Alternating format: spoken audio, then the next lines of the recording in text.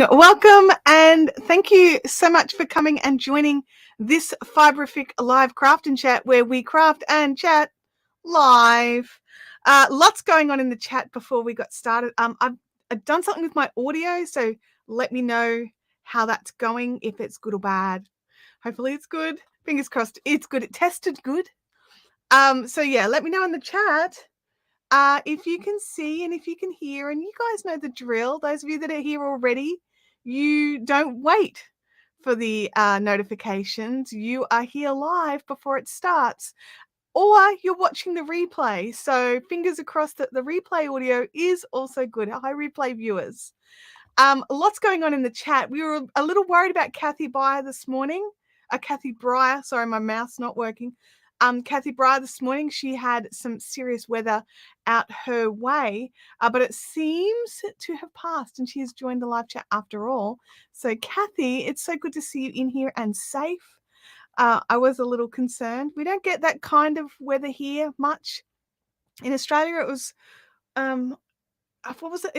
Was it a tornado warning? Whatever it was bad. My brain just went, oh, bad. So I don't get that much sort of that kind of weather here. I get bad hailstorms and lots of rain, flooding rain, but not rip your roof off kind of tornado things. At least we've been very lucky here not to get it. So I'm just having a squiz through the chat here. We've got lots of people. Now, Kathy Breyer has been put up her membership post, which I can't share in StreamYard. I don't know why, but I just can't. And it says, I'm so happy I'll be able to join the live. And Kathy has been an artisan member for 8 months. Ruth Young has popped up her post for 8 months saying, ad skippers. So bring on those membership posts. I unfortunately can't share them on screen. I can share the new members. It shows up in the software, but not when members utilize their super chat. So, gosh, very frustrating. So good morning, good evening, good afternoon, wherever you are in the world. Jen Deal has made it. Hello, Jen Deal. Welcome to the chat. We have missed you. Also, I wanted to say something. Sally, our mod extraordinaire, has got some medical stuff going on. So if you guys can all keep her in your thoughts, that everything goes exactly how it needs to go so that she can get back on top of life.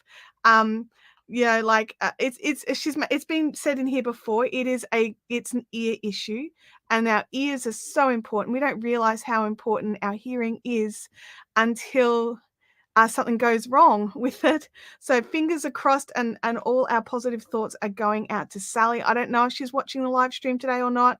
If she's here, hello, Sally. If you're not, we totally 100% understand. And I want you to focus on you getting better. Jen's had a job change. Hey, Jen, I hope that's a good job change.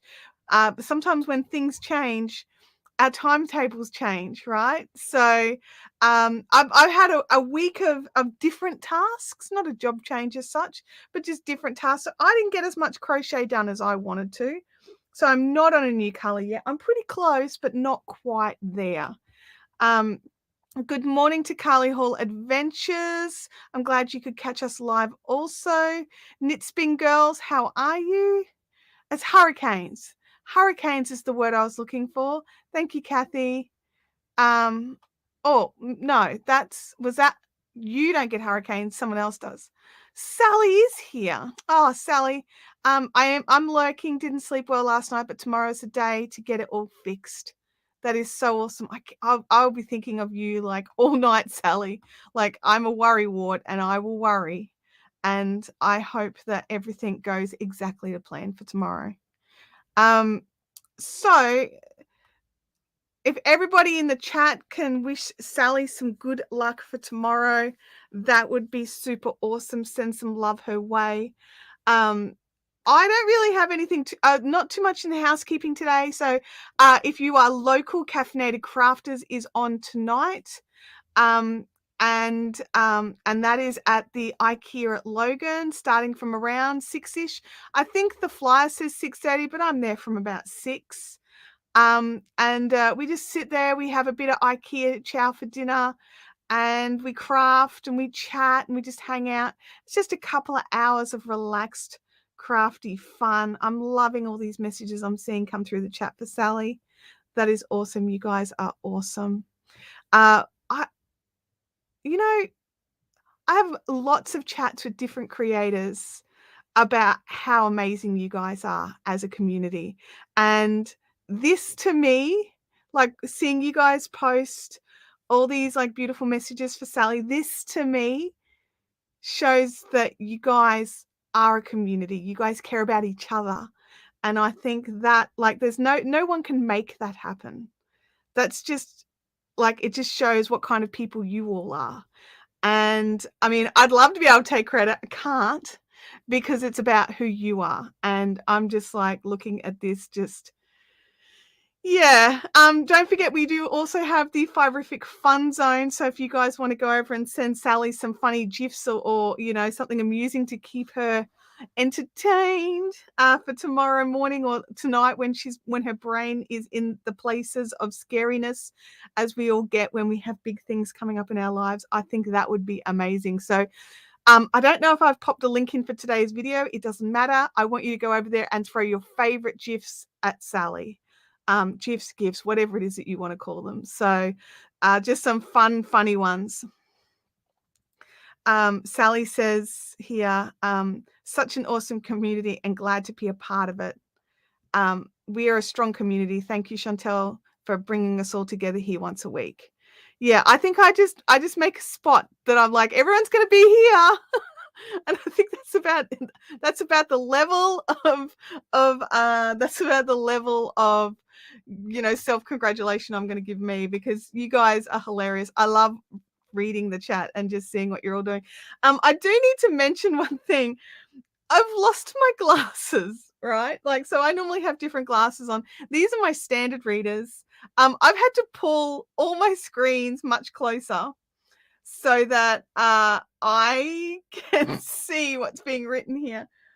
I'm really hoping Louis, who is down here, his little munchy face, I really hope he hasn't gotten the glasses, but usually when he does steal your glasses, they are left somewhere destroyed, quite public.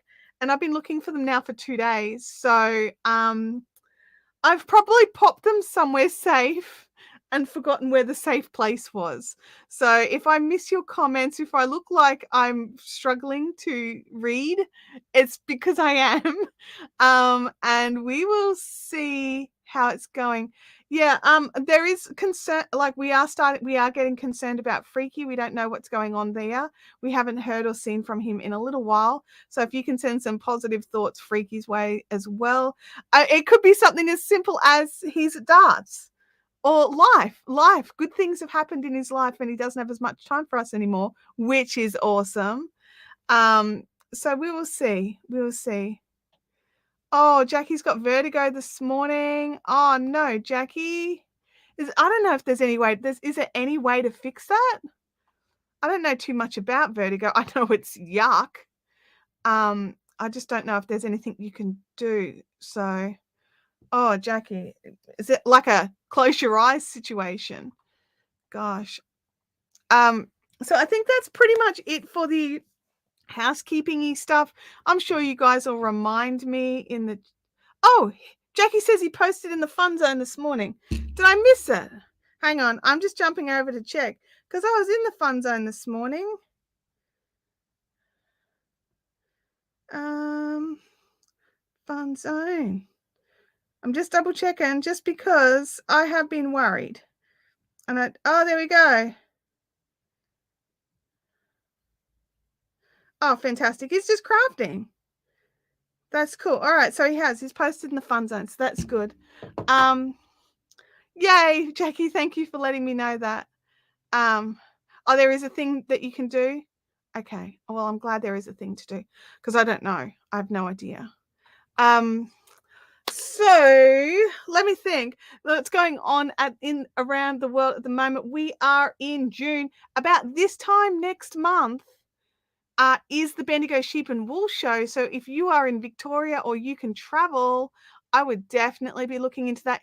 if you are traveling to the Sheep and Wool Show, I would make sure you have accommodation booked before you leave, just in case. It is one of those things where it gets quite busy in Bendigo and the accommodation gets booked out.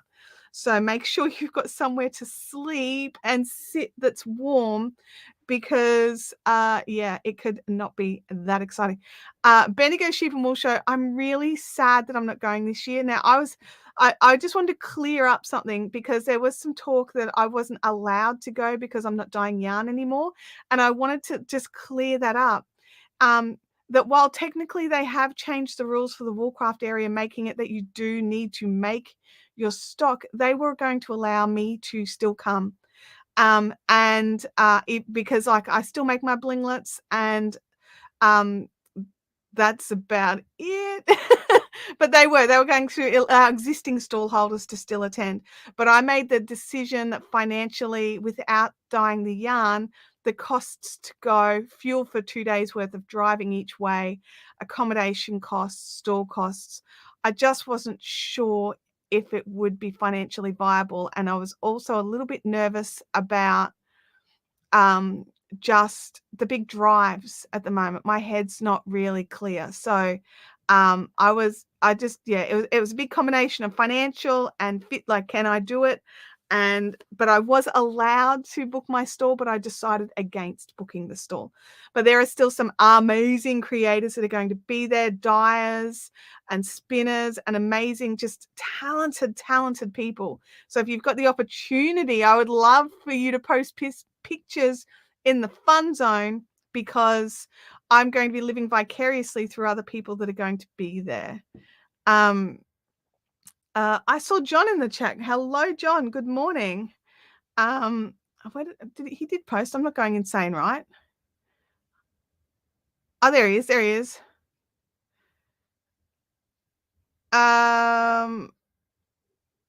Jackie says, now that you're not taking bulky yarn, could you fly? No, because I'm still taking all the, crates of, like, that's still, so the no bulky yarn, that still leaves 15 crates that I usually take. So yes. Otherwise, that would be cool. Although I'm considering the possibility of just going to Bendigo, like not as a stall holder, and just going down for the weekend and having a nice time with my yarny friends. That would be cool. Lisby said that I was going to try to come tonight to Caffeinated Crafters, but my body has other ideas. I'll be there in spirit. Well, I am glad that you've got the choice to come now, whereas for the last few months or year, you have not even had the choice. So I'm glad that you're able to make the decision to protect your body and come in spirit. Game Widows will be visiting Bendigo. I'll call you while I'm there. Okay, you're on. John had to watch Kenobi. Oh man, I'm 2 episodes behind. I've got to catch up. And yeah, it's one of those, like, I've got to, like, I'm trying to avoid spoilers. So John, no spoilers in the chat, but I am loving it. Is everybody else who's watching it loving it? Yeah, we've tried to have a cold snap for you so you could feel the Bendigo chill. I mean, I appreciate that. I do appreciate that, and it's definitely one of those, like, it's the houses I rent in Bendigo can deal with the cold. Mine can't. Jackie says my new landlord will let me have a cat. Oh my God, that is amazing. Kathy says, is the Bendigo thing different than the Big Wool Show? Yes, it's an in-person event. Think Rhinebeck. It's a lot more, like, Rhinebeck's obviously on larger scale. Bendigo Sheep and Wool Show is Australia's largest sheep and wool event. So there's actual sheep there, and cattle dog trials, and, like, it's basically a big agricultural show that just happens to have an entire section of yarn craft. So it's pretty cool. Or woolcraft, it's called there. They call it woolcraft. I'm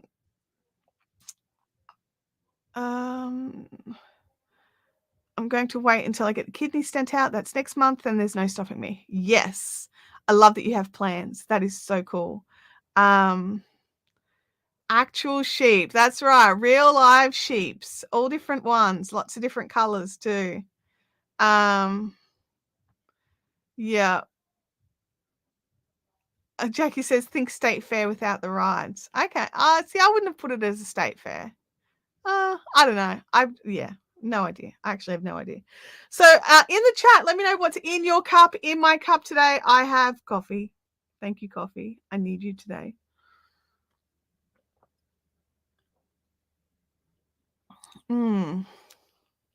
It's getting a bit cool. I'll have to drink it quick. Sue Singleton, good morning. John's got coffee with milk. Or are you laughing at my coffee that has milk in it? Like, I've only got a little bit of milk in it. It's not much. Like, my coffee machine fills the cup like up to here, and I just put in like a little bit of milk.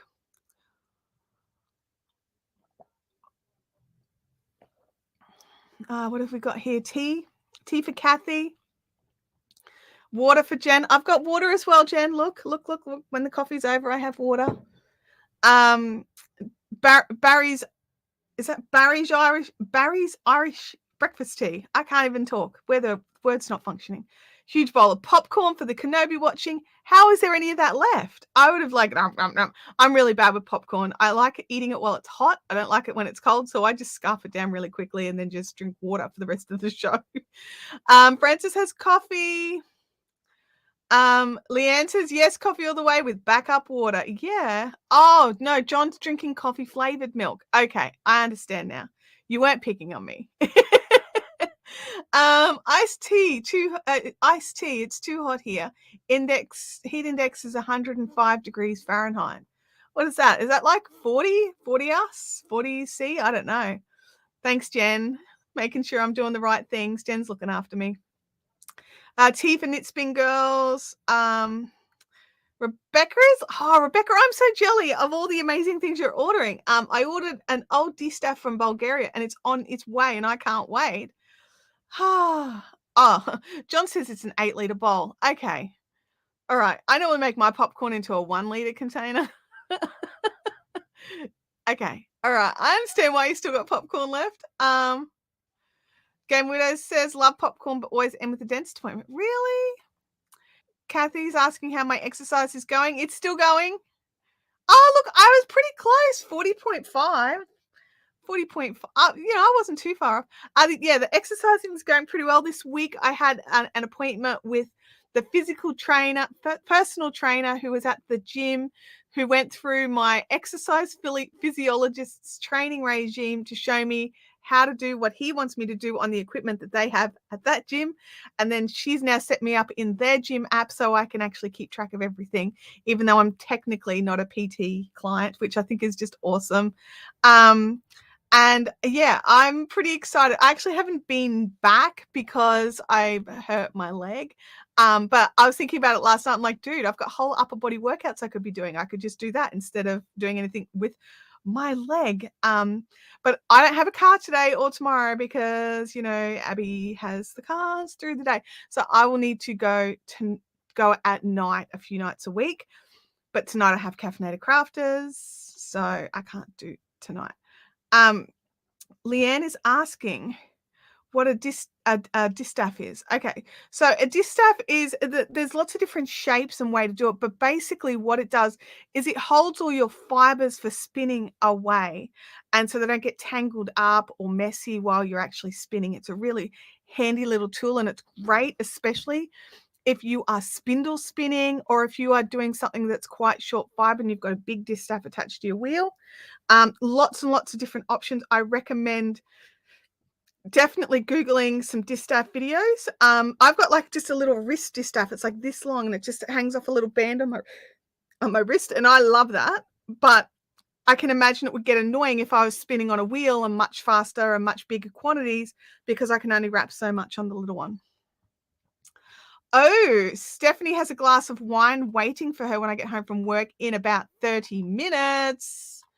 Yeah, that is awesome. Oh, John's posted the photo in the fun zone. I can't wait to see how it's as big as your head, isn't it? It's a huge bowl. I can't wait to see it. Francis says, I tried to do my Pilates class this week, but had to stop after 10 minutes as it triggered vertigo. I'll tell you something really funny that happened at the PT. So I've been doing this routine now for weeks. with my exercise physiologist, or variations on the routine. And we were just doing like a couple of the reps of each thing, because there's like so many exercises, they don't all get done every time. You kind of pick a few for each time just to keep changing things up. And because she was like teaching me how to like do like specific breathing through the workout, I got in the car and I'm like, oh my gosh, I think I've had an ab workout. And I was thinking about the exercises that I was doing. It's like, nope, none of them would have done that. And then I realized it was the breathing. It was all the controlled breathing and engaging the core while I was doing all this stuff. I was just like, oh my gosh, that's, I mean, cool, but still unexpected. I was not expecting it that day. So yeah. Leanne says, love popcorn, but don't appreciate the outer kernel in my teeth for hours after. I actually don't really have that many problems with popcorn. I love popcorn. I actually made popcorn the other day. I've got an air popper, right? Okay, you guys, like seriously, we're off topic, like we do. I've got an air popper, right? Because I don't like greasy popcorn. But sometimes I do want buttery popcorn. Is there a way to use an air popper and get buttery popcorn that doesn't disintegrate the popcorn when it hits it? Because I don't know. I've not been able to find anything. Everything comes like, oh, if you want buttery popcorn, you need to put the butter and the popcorn kernels in the pan and let the popcorn pop in the butter. And I'm like, I don't know how I feel about that. But I'm just like, the air popper, the popcorn's cold by the time it's all finished air popping. And I don't like that because I'm a big baby and I like my popcorn hot. Air popcorn's fine if you're going to have like sweet popcorn, or if you're going to do something like, you know, like coat it with like caramel, or like caramel and nuts or something like that. But I'm finding that it's just not helping me. Game of Widows. Paper bag, 2 minutes in the microwave, use ghee. Oh yeah, because that's just clarified butter, right? Yeah. Jen says, I'm sure I've like seen a butter popcorn sprinkle. There probably is. See, Natalie, I tried that, and when I poured it over the popcorn, all the popcorn just went blah, and like it wasn't puffy. It became these little solid like balls of yeah. So I'm obviously not doing something right. I'm trashing something. Jen Deal says the man doesn't like cold popcorn either. He likes movie theater popcorn. See, I like movie theater popcorn, but it's too salty. I like how buttery it is, but I wish it would be less salty. I'm such a baby. Maybe you could have some melted butter. I use Mexican chili powder. I'm like, oh, I love spicy popcorn. Absolutely. That's awesome. I followed a recipe. It was lame. That said put salt and pepper in your butter before you pour it over. And oh my God, that was awesome. I've never had pepper in my popcorn and it was great. I would definitely recommend adding some pepper in. Where is it? Sally says, I have a popcorn machine where it has a little dish that sits on the top so it melts while it's popping. Yeah, mine has that too, except it's still the same problem. When I pour it over, it makes all the popcorn shrink. Oh, okay, so ghee doesn't have the same water content, so the popcorn doesn't collapse. All right. It does is the answer. If you use an air popper and a small bowl, it does fly. I actually use a jug. So I've got like a microwavable jug and I stick that under there. So it's quite tall, but it's still like I still had to pick up like maybe 15 puffs off the floor after Louis had finished with them. Oh, you guys have got some amazing ideas. I use a hot air popper. I melt the butter in the microwave, then shake the popcorn bowl while sprinkling. But maybe that's what it is, because I'm kind of just like slushing it on. So maybe if I'm like shaking it, I can't even do it without things in my hands. Okay, this is going to end badly. What's white cheddar popcorn? That sounds interesting. Same idea as Game Widows, but glass bowl. I'm assuming you're trying to write glass bowl there with a plate on the top. Ghee is an idea too. There's a butter flavored salt. I'm going to have to go and look for that. I'm going to try it. Brendan makes ours with lemon myrtle. Oh my God, that sounds amazing. Jackie says I use dried herbs and salt and pepper. You guys are the worst. I'm like hungry now. I wasn't hungry before. And now I'm like, I need to go in the kitchen and try. Yeah, Jen's like, now I want popcorn. Yeah, me too, Jen. Me too. Oh my gosh. Use an 8-liter bowl and doesn't fly. Oh my gosh. I can't wait to see the photo. I can't wait to see the photo. Oh yeah, see, I've had icing sugar before, and it is definitely I don't mind that if I feel like something sweet, but I usually have popcorn when I'm feeling like something savory. Dizzy, it has been ages since I've seen you in the chat. Happy International Sewing Machine Day to you as well. Yeah, icing sugar is great because I don't have to worry about like the butter thing. Oh, you have year 7 now, so you can't be online. Okay. Well, enjoy your day, and I will catch up with you later. Kelly Paul says, I've had the same problem. The hot butter melts the popcorn. I wish I could buy the butter powder that movie theaters use, but you can't buy it in Australia. The woolly stuff is not the same. Now, I remember like ages and ages ago, I contacted the company that supplies the popcorn to the local theater because I wanted, what did I want? I wanted, what did I need? I needed something. I think it was the cardboard. I wanted the cardboard cups that the popcorn came in. And I was actually able to order anything. I was able to order anything and I just met them at the theater and because I prepaid for it and they just went to the theater. I just sort of stood there out the back door and when they pulled up, I went, "Hi, I'm the weird lady who ordered," and they were like laughing and handed me my box of stuff. But yeah, but I don't know what anything was called, but I ordered a few different things. Yeah, I can't remember what anything was. Flavachol is what they use in theaters here. It makes the popcorn yellow and salty. Yeah. I just ordered the cups and there was something else I ordered. I can't remember what it was. I can't remember. Okay, so let's go down here. We can craft while we chat, right? I'm on a weird row of keeping an eye on it. So I did get some done. I didn't get heaps done. And I was looking at it yesterday and I was feeling quite guilty about not getting enough done. And then I was like, you know what? I got heaps of work done though. My to-do list got knocked over. So Leanne says, raiding my pantry, you can eat popcorn for lunch, right? I mean, you can, Leanne. I've got leftover taco stuff for lunch today, and I'm pretty dang excited about that. I love leftover taco stuff. So I don't like hard shell tacos. And I actually don't use even soft tacos. So what do I do for lunch the next day is I reheat the taco meat. And then in a bowl, I add like lettuce and tomato and avocado and like whatever else. Like if I've made up like a salsa verde, like I'll throw that in there, like whatever. And then heat up the meat, throw that in, add in a little bit of cheese, a little bit of sour cream. And I just eat it out of a bowl with fork because I'm a heathen. And I call that taco salad. It's not a salad. But anyway, that's what I have. And I like it. And I'm looking forward to that. Taco salad. You call it taco salad as well? Yeah, I love it. I love it. Corn is a vegetable. Yes, it is. Jennifer P, welcome to the chat. Holly says it is a taco salad. Okay. It's a taco bowl. Yeah.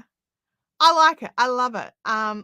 Poor Rebecca is starving because she hasn't had her dinner yet and we're talking about food. Sorry, Rebecca. Look, Kelly, I have to say it's real tasty. I really like it. Like the hot mince on the cold, everything else. Oh. I see. For me, a burrito bowl is a little bit different because when I have a burrito bowl, it's got like rice and beans and other stuff in it as well. So, but But I like a good burrito bowl too. Yeah. Guzmini Gomez burrito bowl, spicy pulled pork is my favorite. Just throwing that out there. Not that you guys need to know what my standard Guzmini Gomez order is, but that's what I have with guac. I add guac to it. I do senchoy taco. I use cos leaves and put them inside and wrap it up like a senchoy bowl. That's pretty cool, except that's why you can't afford a house is because you use lettuce, you know. Haven't you seen the memes this week? Lettuce is so expensive in Australia at the moment, like to the point where KFC is using cabbage instead of lettuce because we have a lettuce shortage. And it is totally ridiculous. It's awesome, but it's also ridiculous. I'm like, could I grow some lettuce in the time it would take for the lettuces to come back into stock? Like people are paying, and I'm seeing it, and Abby's always shocked because she's like, Mom, people bought lettuces. Lettuces are $15 each in some places here at the moment. It is insane. Nobody can afford lettuce though right now. Exactly. Oh my gosh. We've got like this bit of lettuce in the fridge, right? And Abby yesterday was like, because we were picking up the extra stuff that we needed for tacos. And Abby was like, oh, do we need new lettuce? And I'm like, hell no. And she was like, what do you mean? And I'm like, we've got a bit of lettuce in the fridge. That'll do. And she's like, yeah, but it's getting a bit older. And I'm like, Abs, we're going to eat that yellowing lettuce. We are not throwing it out because that's half a mortgage payment. And she goes, yeah, but we didn't pay that. And I'm like, I know we didn't, but we can't, like, I'm not spending $15 on a lettuce just for tacos. And she was just like, oh yeah, that's fair. That's fair. So it's actually, like, I checked it last night. It's actually not yellowing at all. It's very nice. John says, I love that, John. I'm going to stuff a suitcase with lettuce and fly to Australia. I'll be a millionaire. They'll probably stop you at the border for like, you know, not for bringing in food products, but for like, you know, basically importing like bad things, bringing contraband.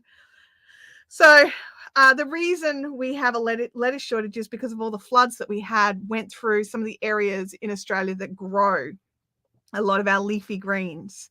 So there is like some pretty severe shortages of a lot of different veggies at the moment. So but others are like, you know, like I picked up bok choy for $2.50 a bunch. I was like, sweet as, I'll have that. And then right next to it is this $15 lettuce. And I'm just like, you are kidding. Yeah, John, we normally pay anywhere like from $1 to sort of $3 or $4 when they're a bit more out of season. But 15 just feels like a step too far, you know? Yeah. No tossing lettuce out. It's teaching us to appreciate the yellow bits. Like people pay a fortune for like those bitter endives. So it's basically like we've got the bitter endive in the fridge. Oh my gosh. But yeah, it's a bit ridiculous at the moment. There's some insane things in short supply.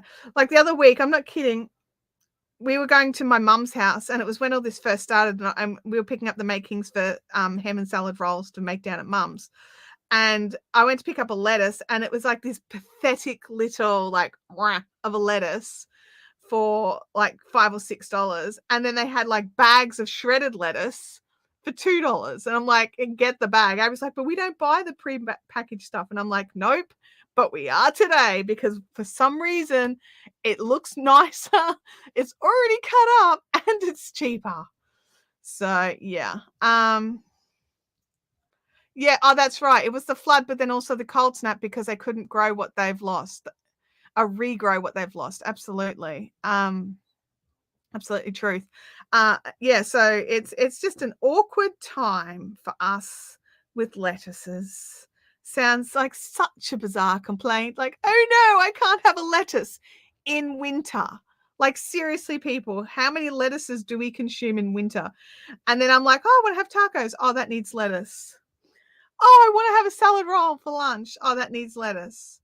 Oh, I want to have a lettuce and tuna wrap for lunch. Oh, that needs lettuce. You don't realize it. Like, even in winter in Queensland, we still consume a fair amount of lettuce, which just surprised me because I was like, oh, yeah, whatevs. No lettuce during winter. I don't care. Turns out I do care a lot. And we've got some veg growing, but lettuce wasn't one of them. John says use spinach instead. I mean, John, spinach is not the same. And I love spinach. Like, I like baby spinach, and I use it in a lot of stuff, but it is not the same. Game Widow said that she had a KFC burger the other day with the cabbage instead of the lettuce was good. See, I can see how the cabbage would work with KFC because how often do you get like a crispy chicken burger or something with a side of coleslaw? Like, it's a bit of a no-brainer. I can see why they're doing it, but you should hear the uproar. People are like boycotting KFC burgers because heaven forbid they're using cabbage. You know, like, oh my gosh, you poor precious angels. What have I done here? I've done something hinkery-do. I know, I just can't count. That's the problem. I've done nothing hinky. I just can't count. Baby spinach. Look, baby spinach is good. Don't get me wrong. I like baby spinach. It's not a substitute for lettuce. It's just not. Yeah, I like it and I eat it and I use it, but it's yeah. And it's the same for cabbage. Like, when I want coleslaw, that's great. I want coleslaw. And if I want to have, like, there's this really, really nice, like, pre-bagged, like, Chinese, I mean, it's probably not, it's Asian style salad. It's legit not Asian salad, but that's what they call it. And that's got cabbage through it. Love that. But when you feel like lettuce, you want lettuce, man. Oh, Carly says I like shredded cabbage on tacos. Oh, there you go. I'll tell you what though. I was behind a lady on the checkout, and she's actually had to pull up the checkout operator and go, "Hey, no, that's not a lettuce," because she'd bought a sugarloaf cabbage. And he was like, "Oh, it looks like a lettuce." And I've gone, "That's a cabbage, dude." And he was just like, "Oh, okay."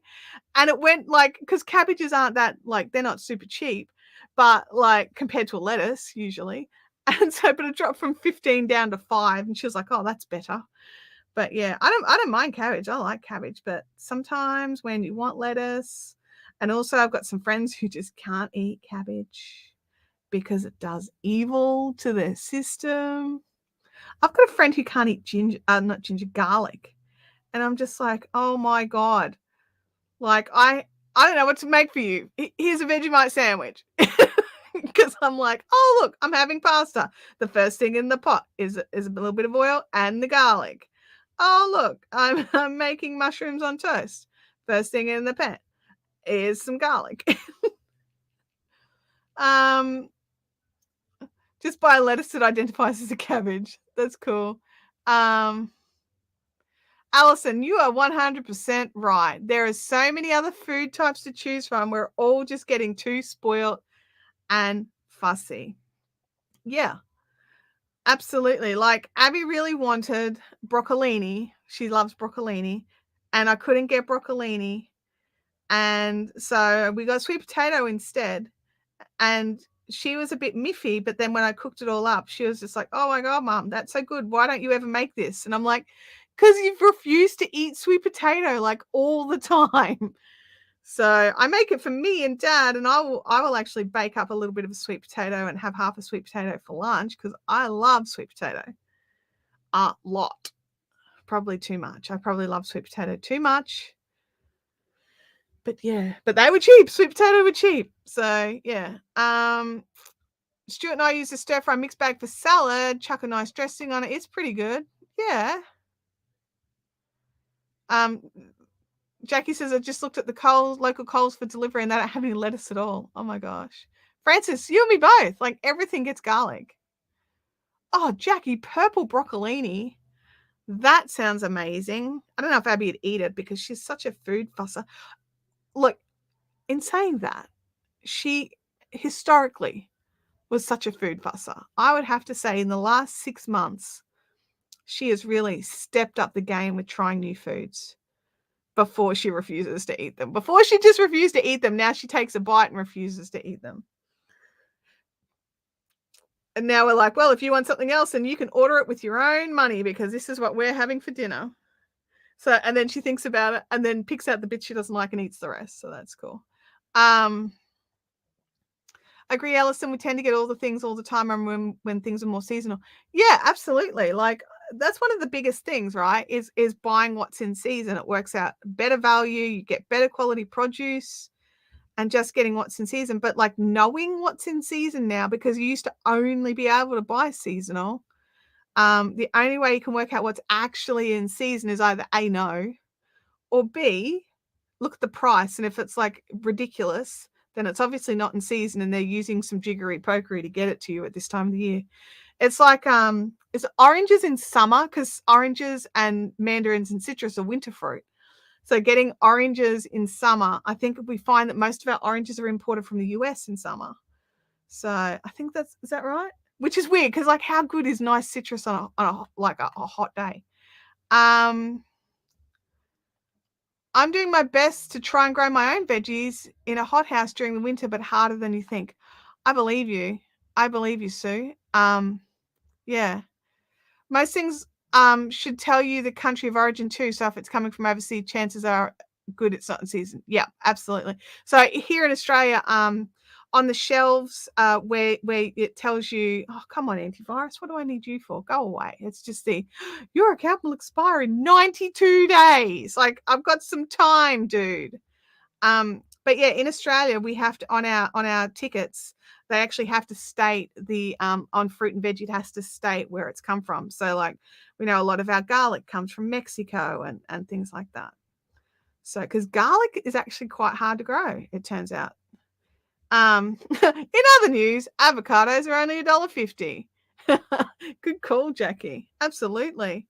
So you can't have a salad sandwich with lettuce on your lunch, but you can have avocado toast, which in Australia is a big joke, because we had a politician here only a few years ago talk about, these whinging Gen Xers who couldn't buy houses, but if they just stopped going out to cafes and ordering smashed avo and toast all the time, they could. And it was just this massive joke. So, yeah, and lettuce has actually got nothing good in it. Like, there's nothing good in lettuce. So no one's going to starve because they can't buy their lettuce or their favorite fruit for a while. Absolutely. Lots of veggies used to be purple, like carrots, but they've been modified by selection to more popular colors. I used to be a member of a garden club that did a lot of heirloom veggies, and one of the reasons why they've gone more to like a single color or a single genus is with tomatoes in particular, they have to be able to travel, and a lot of the really good tasting, delicious tomatoes, they're very, very like fragile. And so it was like they basically, they've got these ones now that you can put a brick on and they don't explode. So, but if you can grow your own tomatoes, you definitely taste the difference. And with like the carrots, everyone just saw orange carrots and people weren't buying the purple ones. But again, we can still grow them. We can get the seeds and grow them ourselves. We just can't buy them. And beans as well, like so many purple things. So many purple things. Natalie gets her garlic from a nearby farm. That is awesome. Yeah, John, I failed at growing garlic as well. I can grow onions and potatoes and sweet potatoes and eggplants, but I cannot grow garlic, celery, rhubarb. There was something else. Capsicum. Capsicums go moldy before they change to red, because I like red capsicums. So, oh, speaking of avocados, did you end up working out what your avocado tree was? No, I just know it's not an avocado tree. That's all I know. And I'm so disappointed. I really thought all these years I've been nurturing an avocado tree. And it turns out the answer was no, it's probably some weed. I'll have to get someone to come and have a look at it. Remember when bananas are like $4 each? Yes. Oh my gosh. And Abby loved bananas at that, especially at that time. And it was so hard to justify buying even just one for her. Oh, John, you and me both. I love growing tomatoes and herbs and everything and just eating it straight from the garden. Like, I would go out to the garden, like we're just restarting our garden, but years ago we had a much more like it had pretty, I would go out with a little basket and pick lunch. So I would get tomato, herbs, like leafy greens, carrot, cucumbers, snow peas, all that sort of stuff, and bring them inside. But while I was out there, I'd still keep eating. So like, yeah. I'm growing purple carrots this year and orange Baker Creek seeds. It's my first time growing carrots. I haven't heard of Baker Creek seeds. In Australia, I use the heirloom seeds from Diggers is where I tend to go. Greg works at a family farm. He is learning so much. Nice. Oh, yeah. Homegrown tomatoes taste way better. Even cherry tomatoes, if you don't have space for a few tomato bushes and you just grow a cherry tomato, oh my gosh. Yeah, garlic needs to be cold. So does, and that's the problem. It's not cold enough here for it.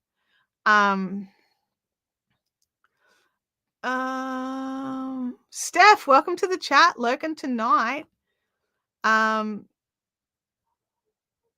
Jackie says, so do I. Most of our veggies grown here, they don't like a lot. Yeah, see, in Queensland, we have a big problem with fruit fly. So I actually lose a lot of my fruit on the trees, like, because I've got limes, lemons, mandarins, and cherry guava, and the cherry guava are the worst. I lose easily 80% of the fruit to fruit fly, and that's frustrating. Because I won't spray. I don't use chemicals, so it's a choice I've made. The McLean's toothpaste girl does heirloom garlic from her farm in Gundy. Oh, okay. Nice. Leanne's saying hi to all the lurkers and the replay watchers. Hello, all of you guys. I'll crochet again. Because I think, like, where are we at? I don't know if we're going to finish this color even in this live stream. I think I've got to do 6 rows. Let me just look. Oh, what am I on? So 1, 2, 3, 4, 5. Yeah, 6 rows before I can change colors. I got about halfway through of what I needed to do. Christmas Creek garlic out near Bow Desert. Stacey. That's not, I go through Bow Desert to get to my mum's. I wonder if I could swing by. Carly says that's a heirloom seed company in the US. That's right. We've got heirloom seed companies here, so probably would buy them locally, just to make sure that they grow here, because that's one of the things with the heirloom seeds. It tends to grow better in the climates.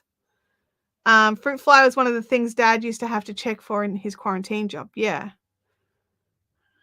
I think if you can get your hands on some heirloom seeds and even just grow just one thing for yourself, I think you would be shocked at the difference in some homegrown food versus the shop bought food, because the shop bought produce has to be able to travel. Whereas when you're growing it yourself, it just needs to be able to be carried from like the garden into the kitchen. It doesn't need to be able to survive being packed in crates and jiggled along machinery and then, survive 4,000 people touching it in a store. Not 4,000, but you know what I mean. But yeah, I reckon everyone, like I lived in an apartment and still grow my own herbs. So there's no real reason, unless you live somewhere where there's no window and you don't actually get any sun whatsoever. There's no reason why you can't grow something. Alison says homegrown is the best. I would agree with you, Alison. I think I must have bumped this camera at some stage. It's just not quite in the right spot. I'm just going to lean back a little. Jennifer P., my veggies just have to survive the dog jumping on them. One of the reasons we decided to sort of stop growing our own veggies is our veggie garden wasn't surviving the chickens. And we tried everything to keep the chickens out, but they just kept getting in and just trashing everything, and we get nothing. And so we were like, you know what? While we've got chickens, we will accept our delicious fresh eggs and not grow veggies, because we couldn't protect the veggies well enough. They needed their own enclosure. He sells it at his gate. He's on Christmas Creek Road. All right. I will keep an eye out.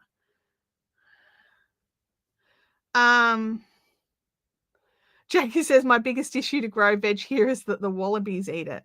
Yeah, that would be an issue for sure. One that I don't have. I mean, I've got the chicken. Well, I don't have the chickens anymore, but I had the chicken issue. So I do know what it's like when you come out and just everything is decimated. Knitspin Girl says, I can't grow anything. I've killed cactus. I've killed cactus, but then I practiced and I learned. And then I went with herbs that I would eat first. Basil and oregano were my first two herbs. Everyone's like, oh, grow parsley. It's like, I never use parsley, so why would I grow it? But then I started growing some parsley, and it was so much nicer than the parsley in the store. I started using it just in my green salad. I would actually just grab a little bit of parsley, basil, oregano, and mint, and just chop that up and mix it through with the salad greens. So nice. I love mint. I'm a mint addict. I love mint in everything. Jen says, I'm not great at growing stuff, but I'm working on it. You could just about grow wine on your goat hill there, Jen. You've got the right kind of angle going on. Grow wine, grow grapes and make... Oh, yeah, let's grow wine. Oh, my gosh. Yeah, that wouldn't work.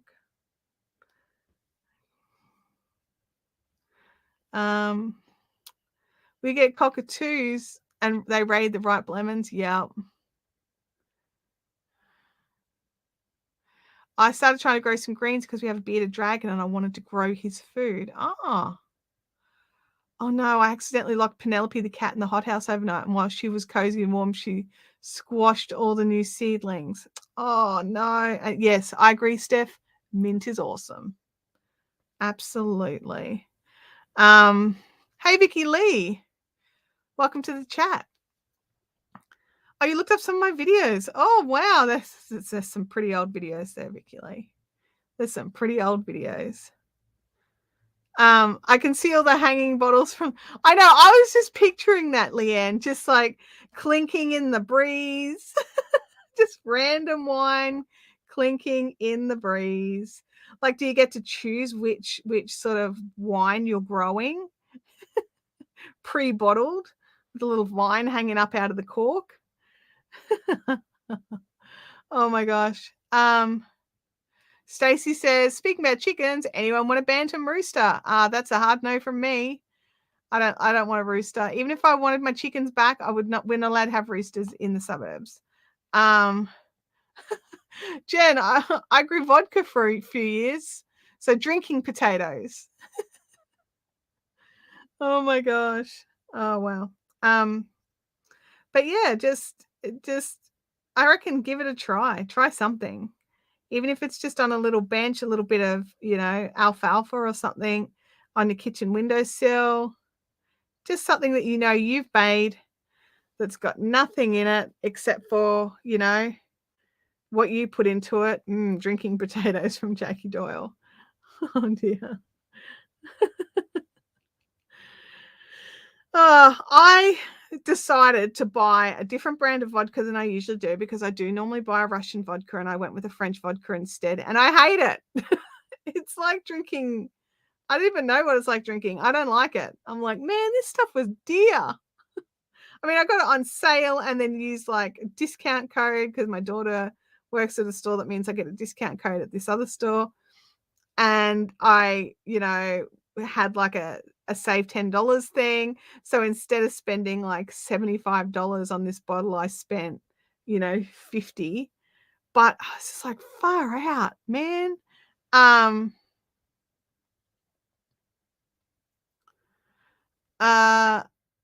Vicky says, I see that you had a color dye thing for the rainbow socks, but do you have a video of how to make the socks? I couldn't find it. Yes, Vicky, there is a whole series of videos because I went through different sections of the socks. There's a playlist. I can't remember exactly what it's called. If I don't know if Jackie or Leanne could grab a link for you. There's a playlist of the rainbow socks. I no longer sell the rainbow sock kit, and I no longer hand dye yarn. And the pattern is a free pattern that you can get your hands on. So maybe one of the other mods can grab that link for you. But there is definitely a playlist Linda, it's Grey Goose that I bought because everyone told me Grey Goose is great. I hate it.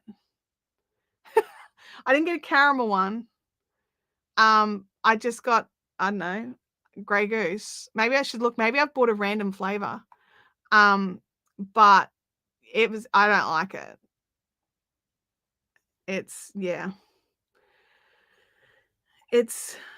It burns. My vodka didn't burn. I don't like vodka that burns. Oh, there we go. Leanne's popped in a link for the sock kit series. Thank you. So if you right click on that link, Vicky, that'll take you right to the series or the playlist, and you can have a look at how we made those socks.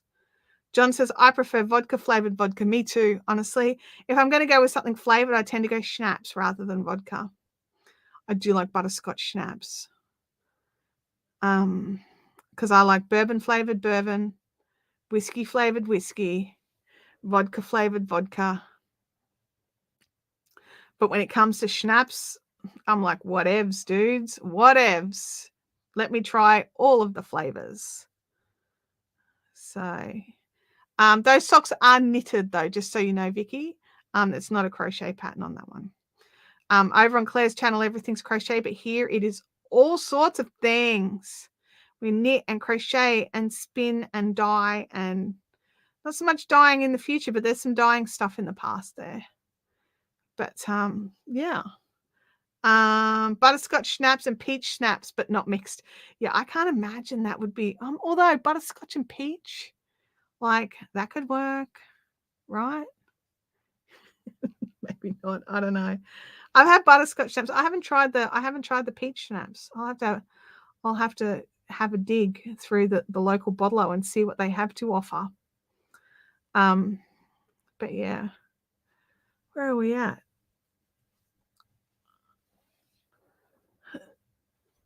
Leanne beat Jackie. I mean, it was going to happen eventually because Jackie's, working. But Leanne's doing all sorts of like bonus mod training. So, Leanne's like, I am. Oh, John, peach schnapps and iced tea. So adult iced tea. I could see that being really delicious.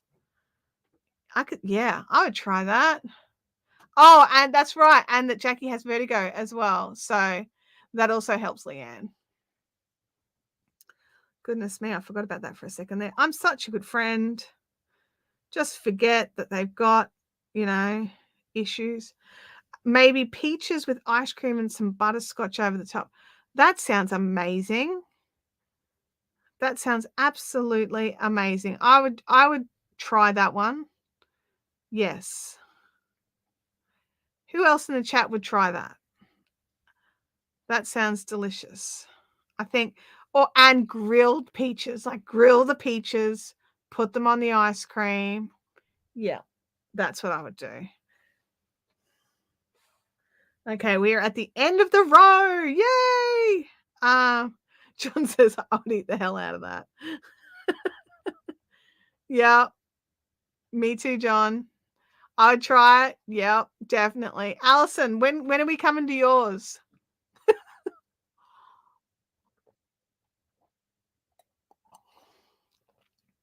Yep, Steph's up. She's going to try it. No, that's a hard no for me, Jackie. I don't want to do that. I don't like lines. Leanne says it's too cold for ice cream. There's no such thing. There's no such thing as too cold for ice cream, Leanne.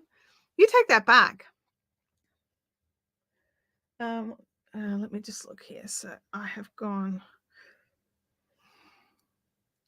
1, then 2, then 1, then 1, then 2, then 1. Sorry, the end row is always just a bit different. The end of the row, I should say, is always a bit different. 2, 3, and 4. Okay, let's finish off this row. Scissors. I know you're here because I double checked that you were. Okay. Bring that through. Done skis. All right. There we go. I'm going to give us our big shot, which I think has moved also. Oh no, it's not too bad. I must have moved it back. I was messing with the cord and it actually makes the whole camera move, which is stupid. So this is the queen that I'm working on. For those that don't know, it's a queen cow from Tina. I don't know how to say Tina's last name. You guys know I don't know how to say it. But this is the blanket. It's over 2 meters wide. This here is the halfway point. So I'm past the halfway point. Still got quite a few colors left to go. So I'm on this. So there's 1, 2, 3, 4, 5, 6 colors left to go. We're getting there. Did you get your purple yarn order? I did, John. I did. You've missed a few things. This is the purple ball that I'm working out of at the moment. It's a 500 gram ball. It's enormous. It's bigger than my head. So that's arrived, which is great. So fingers are crossed that gets us through, because I may have to order a couple more balls for the edges if I need to. So yeah, try homemade custard instead of ice cream for winter. Oh, I love homemade custard. Homemade custard with bananas and maybe some butterscotch snaps. Now I'm like, add the butterscotch snaps to everything. So yeah, the queen's coming along. So it's currently 2 meters wide before the border. I don't know how tall it is. I think it's taller than me so far, which is really not that hard, like, truth be known. It's going to be a very big blanket. It's going to be very big. So yeah, it is definitely a big blanket. Okay. All righty. Back onto the, what is this color called? It's got a weird name, like boozy. It's got a boozy name. No, it doesn't. It's currant. I thought it was burgundy or claret, but it's not.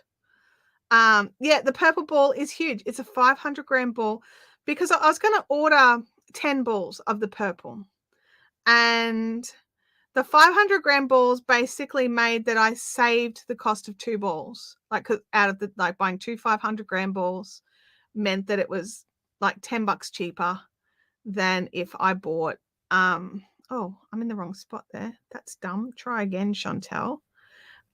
Yeah, so it was just like, you know what? I'm going to save that money. And I just bought the 2 big balls, and it was like, they came in this enormous box. It was so light, but this big box, because like, and they actually plastic wrap them. I'll just go and grab the other ball and I'll show you what they look like before I do anything with it.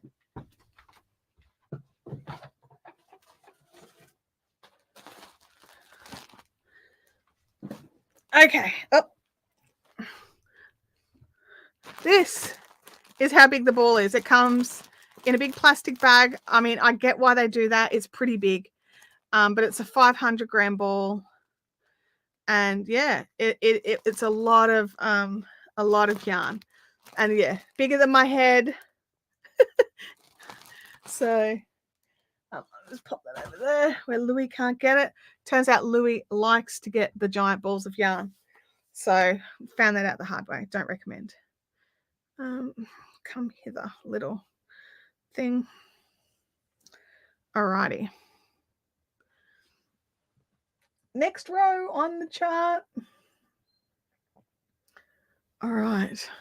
So you guys know the drill. When I'm starting a new row, I've got to just look at the pattern for a little minute till I get the gist of the. I could make zabaglione with the schnapps. I hope I said that right. Possibly. I tell you what, I really like making a lemon sort of roll with the Swiss roll and the mascarpone mixed in with the limoncello. That I like. That's amazing. I've got a friend who has a YouTube channel, and he was just like, oh, it was a Swiss roll that he made using a panettone, and then mixed into all the lemon, mixed into all the mascarpone, and there was something else mixed in with that as well, and limoncello and lemon zest, and then you spread that across, like you cut your panettone a special way, so it's in a big strip, and then you just smear all this stuff and turn it into a big Swiss roll. So good. So good. Yeah, Lisby, that's my usual way for drinking schnapps. Yeah, definitely. I've actually got Baileys in the fridge that, poor me, I'll have to drink that and not let it go to waste. So it's 3 on that one, and then 1,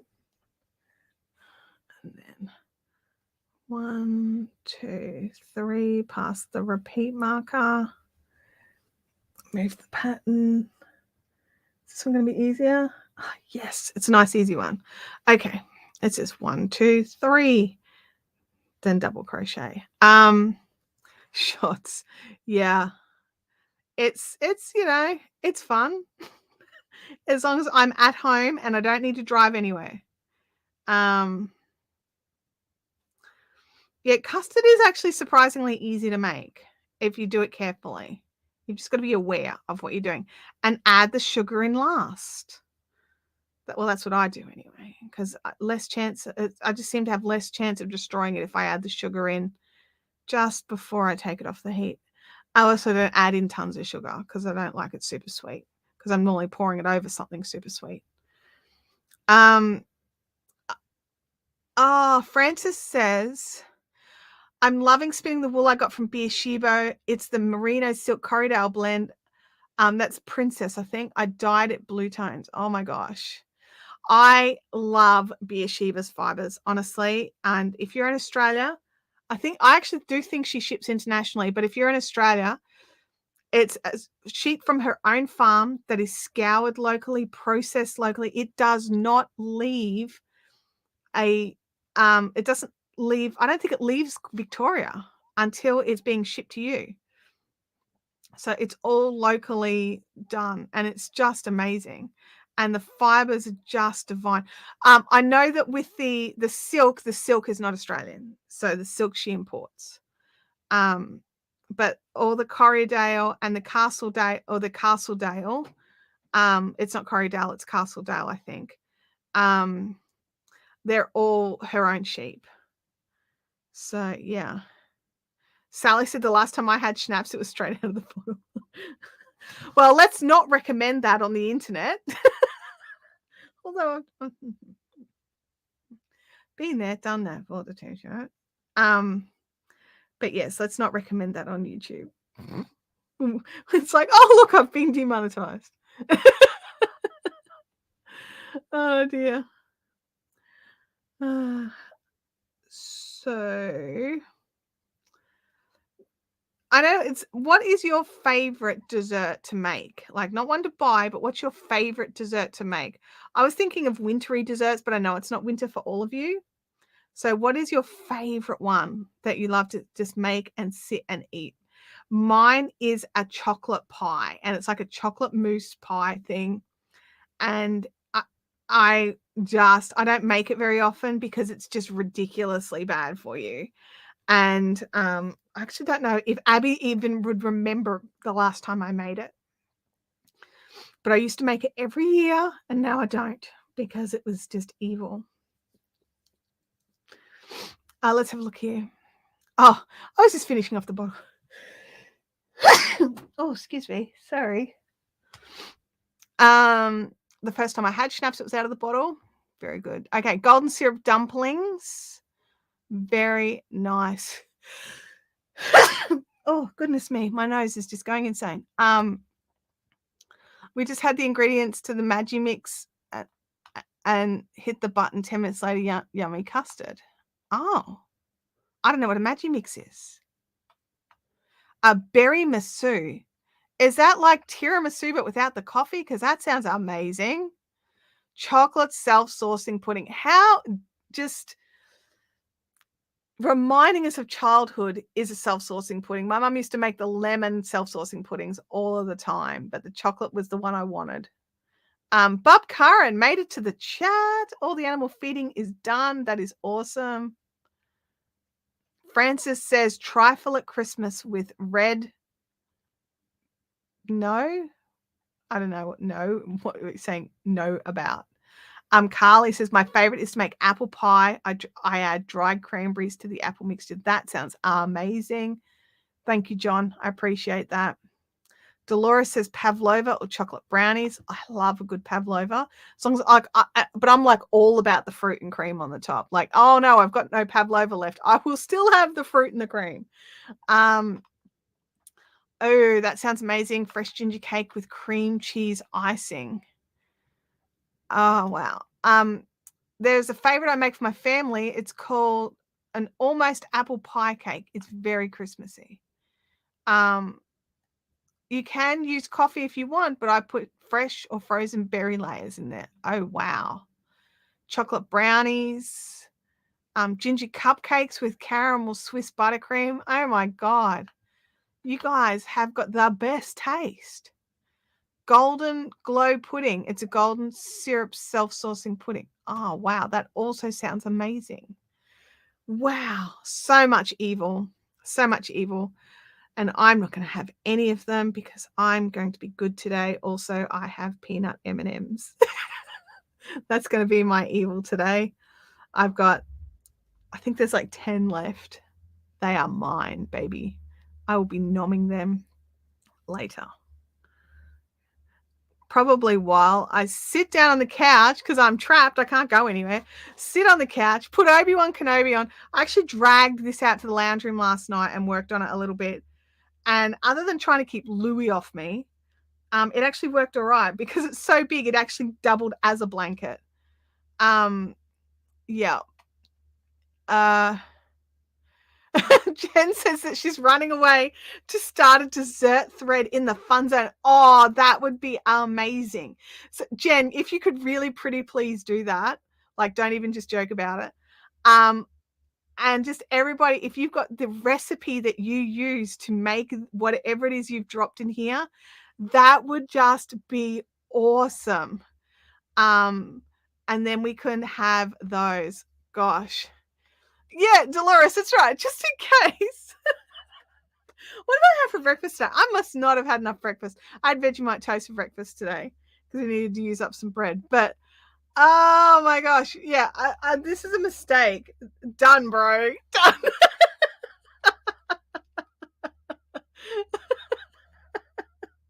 That's awesome. Okay, there is a dessert thread in the fun zone.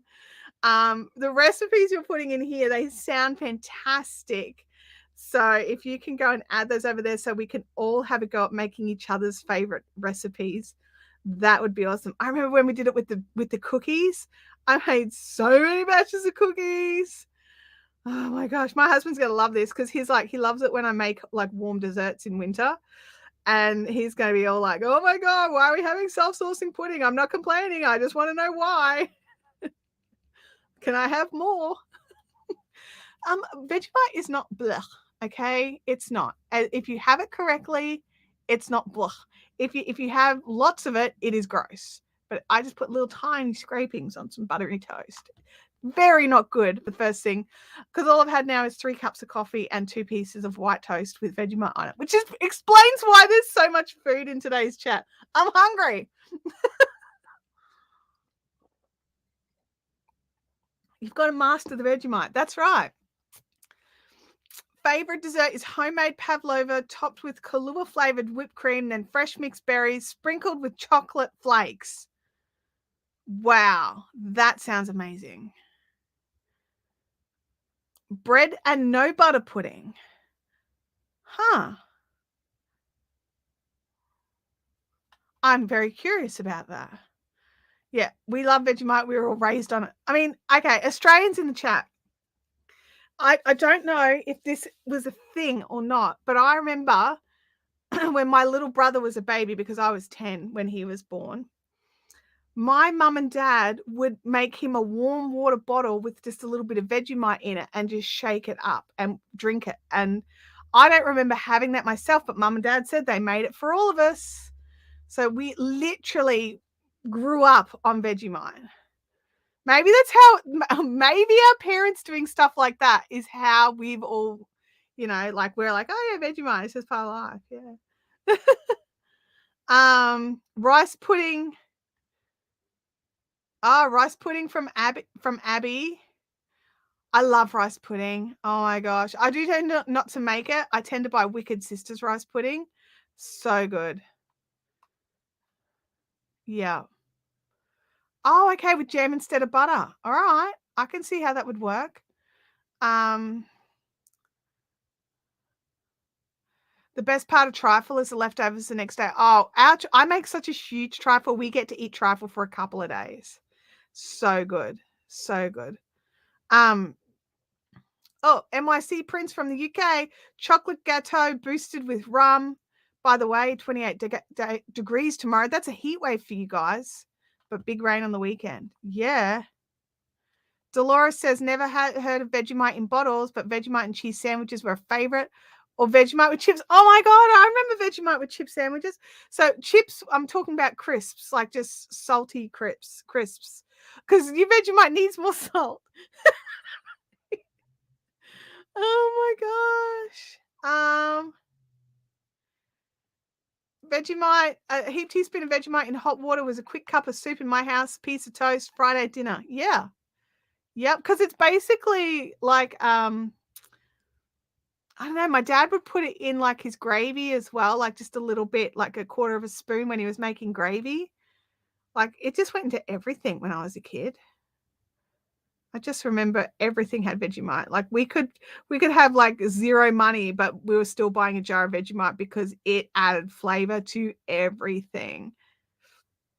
I think my childhood household regarded Vegemite the same way as Uncle Roger reveres MSG. If you don't know who Uncle Roger is, you need to go and Google Uncle Roger, and it's hilarious. Abby says that I don't like Vegemite, but Mum does. Okay. Never had a chip sandwich with Vegemite, but that crunch with the soft white bread. Oh, it had to be like just the cheapest, terriblest for you white bread in the world. Yeah. Ruth says Vegemite sounds gross. Vegemite is not gross. It is, it's basically, it's like an extract. It's a yeast extract. So it's all brown and salty and I don't know how to describe. Who can describe Vegemite? Vegemite is just a lovely savory flavor enhancer. I would agree with that. Absolutely. Steph's going with anything chocolate or butterscotch. Yep, me too. Is Vegemite for the fridge or the pantry? Now, I would usually say the pantry, right? But at the moment, we are having such a problem with ants. They are getting into all of our jars. So we've even got peanut butter in the fridge, and Nutella. Like Nutella should never go in the fridge. It's set. But if we don't put them in the fridge, you open up the jar and the ants are getting up under somehow into the jars. So everything is going in the fridge, like everything. It's ridiculous. Unless I can reseal it with I've got a heat sealer. If I can't reseal it with a heat sealer, they got into a Tupperware container of Nutri-Grain, like an entire Nutri-Grain Tupperware. The ants are driving me insane. As much as it's a good source of vitamin B1, I can't stand the taste since my sister used it for frosting as an April Fool's joke when I was a kid. Oh my God, yes. I can't imagine, like, yeah, I can see that. Yeah, Jackie says that's fair. Ants are butt faces. Yes, they are. Sally says I like to have a lot of Vegemite on my sandwich or toast. Abby likes a lot more Vegemite than I do. I'm like a thin scraping. Can I see it just? If I can see it too much, then it's going to be too much. Yeah. Yeah, I agree. That's cruel. Absolutely legit cruel. For sure. Yeah, they make beer, scrape the bottom of the vessel and then jar it up. I mean, it's pretty close to the truth, really. We feed our children's beer scrapings. Oh yes, Vita Wheat crackers with butter and Vegemite. I've got Vita Wheats in the cupboard. I love Vita Wheats, but I've just been eating them dry, but oh my gosh, now I want to do that. I'm going to have to do it and take a photo and put it in the fun zone because you got to get the worms. So when you squish the two together, all the Vegemite and butter squishes out the little holes that are in the crackers. No, we don't have any trees touching our house, but we just have a lot of ants. around. There's just so much that we've had so much rain that the ants are just in the house. Like, I've been cracking down on them. We've been spraying them. We're definitely getting less ants this week than last week, but it is just the worst. I hate ants. Yeah, where is it? Oh, it went away. Hang on. Revenge on ants equals chocolate covered ants. Yeah, my biggest issue with the ants is Abby's actually allergic to ant bites.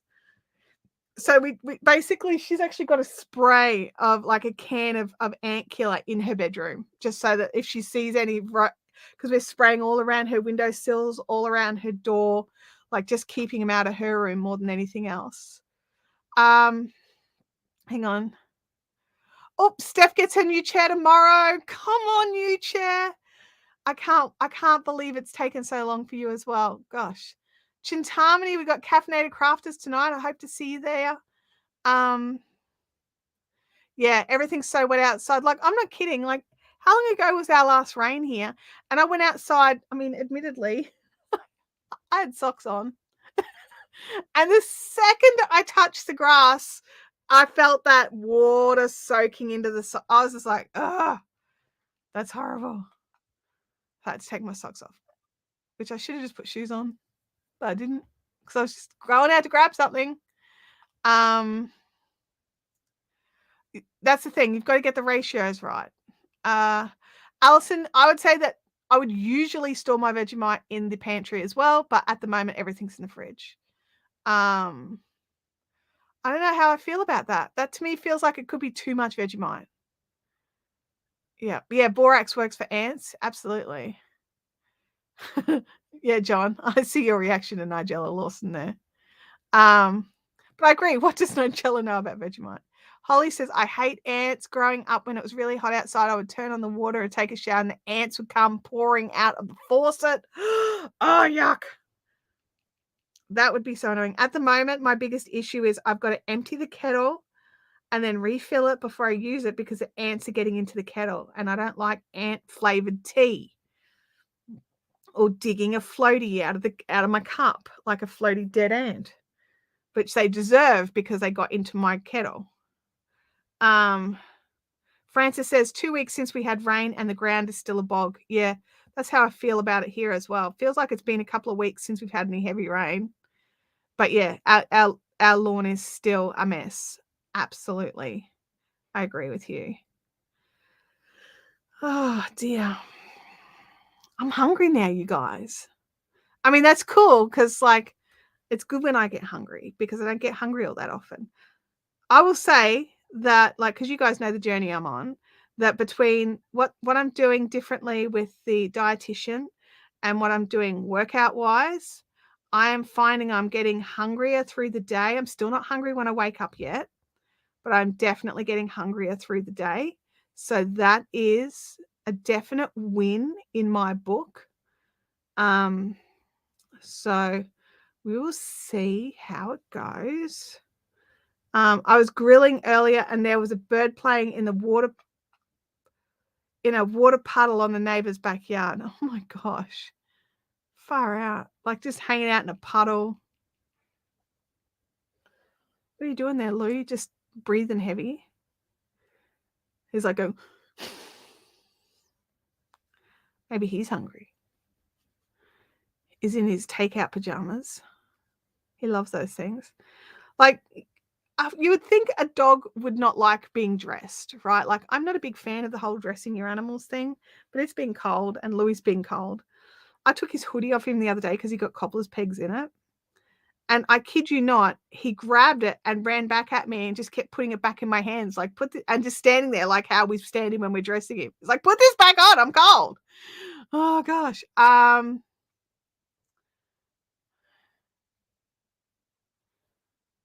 Diatomaceous earth.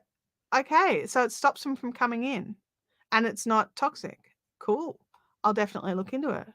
Ruth Young is tired from working in the heat and getting sleepy.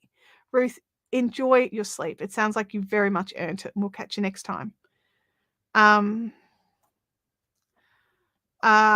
Widow says Abby, who is logged in as Game Widows, is planning on having leftover bolognese sauce and pasta. Nice. I'm going to have leftover taco stuff in a bowl.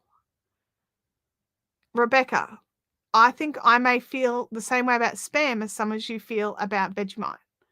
I can't deal with the Spam. And I know that some places it's a legit food group and it's popular and people love it. Maybe I've just been eating it the wrong way. But yeah. John says, I'm getting sleepy too. It's a long day at work and I gave up coffee starting last week. But was there not coffee in your milk, or are you just giving up like hot coffee? Because didn't you have like a coffee milk earlier, like coffee flavored milk? Bacon flavored no, that sounds worse. Lisby's having leftover stir fry. Chintamani, I actually agree with you. But Tim and Abby don't eat Promite at all. So I don't buy it because it's not worth buying it just for me.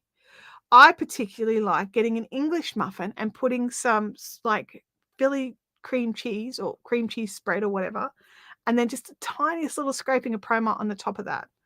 Yep. Carly likes Spam. Allison's husband is a Spam addict. Our coffee milk doesn't have caffeine in it. Huh.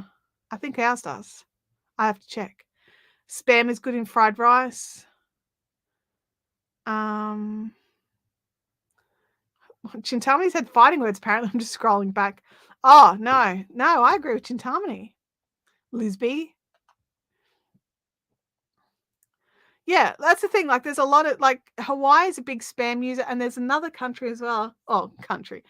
I know Hawaii is not a country, but there's other countries as well that are big on Spam too. I just like, Leanne likes all the mites, Promite, Marmite, Vegemite. I'm not the biggest fan of Marmite.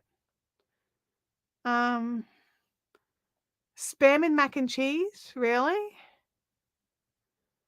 John likes an English muffin with butter and peanut butter. See, I don't put butter on if I'm going to have peanut butter. I think we've had this discussion before. Who other than John uses butter as well as peanut butter? Like puts their butter or margarine on and then adds their peanut butter on top. I just have the peanut butter on the hot toast and let it melt and be all melty and delicious.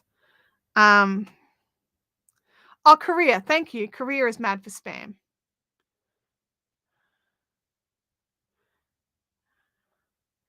Okay, so Sally also has butter as well as peanut butter. Yeah, I do believe we've had this discussion before, but I'm curious again. I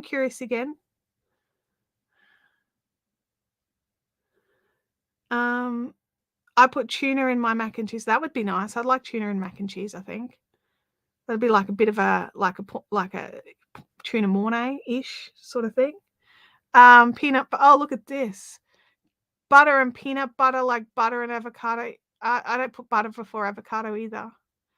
Yes, both butters for Leanne. Holly is both. Rebecca is both. Maybe I'm the weirdo. Kelly says, yeah, we have had this discussion before. I think, yeah, maybe I'm the weirdo. I'm the weirdo on this one. I don't do the butter with the avocado or the butter with the peanut butter. Like anything sort of, I don't know. I think of it as anything that's got its own oils in it. I don't tend to add extra butter to. Like my husband doesn't have butter with his jam on toast and stuff like that. And I'm like, dude, you need butter for that. And he just looks at me probably the same way I look at you guys. Yeah. Good luck with the test. Hope everything goes well. Knitspin Girls puts peas and hard-boiled eggs in her mac and cheese. Oh, other than the peas, no. Peas need their own pile. I like peas, but they can't be touching other things. But other than that, I like that. That could work. Yeah, Jen, I'm with you. I think peanut butter is sufficient by itself. In saying that, I use so much peanut butter that I may as well use butter and peanut butter. I use a lot of peanut butter. Yeah, I think that's right. I think we agreed in the last debate that I was the weirdo. Yeah, absolutely.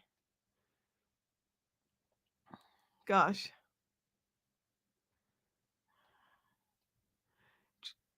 Bub likes both. Apple, what's this? Apple butter and peanut butter, but I'm like, why butter and peanut butter? Okay. Well, that could be. See, Lisby, I know I'm definitely a weirdo when it comes to the peas because I have no problems with lots of different foods touching. I just don't like it when peas touch other food. So I can mix beans through stuff. I can mix corn through stuff and carrots and whatever, but I can't mix peas. The peas need to be in their own pile. I don't know why. I don't know why. Let me look here. Good night, John. Have an awesome night's rest. I can't do regular mac and cheese. I make fried garlic, onion, bacon, then saute the veg, and then just add the grated cheese at the end. Okay. That's cool. Oh, I have not tried using the special pasta. I realized that I had another box of pasta open and I need to use it up before it went stale. So I've just been having my standard pasta. But I will, because I don't mind it. I've just got to get it to a point where it's not chewy. Oh, that's actually an excellent point. Question is, who else has a cholesterol problem? Not me. I don't actually have a cholesterol problem. So, oh my gosh, wouldn't it be funny? It's like, oh yeah, that's why Chantel doesn't have a cholesterol problem. It's because she just has swatches of peanut butter without butter. I mean, I basically have enough peanut butter that could be butter and peanut butter mixed together.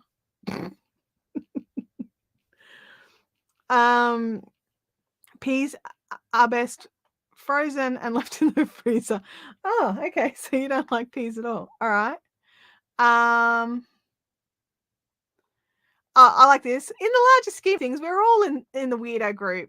We're mighty fine weirdos, though. I'm with that. Oh, Lisby, Chermside has a Cinnabon now. Somewhere else has a Cinnabon. Kim brought me Cinnabon for me to try. I don't know where she got it from. It was so good. I was very glad that it wasn't too local because it could be very bad. Dolores says, slight tangent, but I blame everyone's toast stories. Does anyone know of a nice textured and tasting gluten-free bread that has no preservatives? I don't. Have you tried like talking to your local bakery? Because local bakeries don't tend to use preservatives in their stuff. Yeah, try that. Allison says not her. Jen says likely me. Francis, nope. Lisby, I think it probably was Garden City. Kim used to go to Garden City a lot. I don't know if she still does. Oh, apple fritters sound amazing.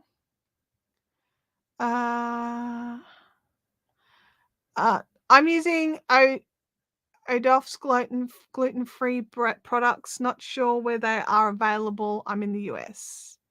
Yeah. Allison said I was forced to eat minted peas as a kid. Can't stand them now. For me, it was, I don't know if it's a thing in the US, but in Australia, you can get tins of creamed corn. And my mum loves tins of creamed corn, and she would just heat it up and pot it on toast. And I could not stand the sight of creamed corn for years. Now I'm like, oh yeah, creamed corn, I'll have some on toast, whatever. Oh yeah, I'll add some creamed corn to this soup mix, whatever. Whereas like it took me so many years to be able to even just deal with the can opening and the smell. It was a long time. It was a long time. Oh, hilariously, my husband is a baker. Can he not make something for you? He's like, no, I bake 47,000 loaves in a batch. I'm not doing a single loaf batch.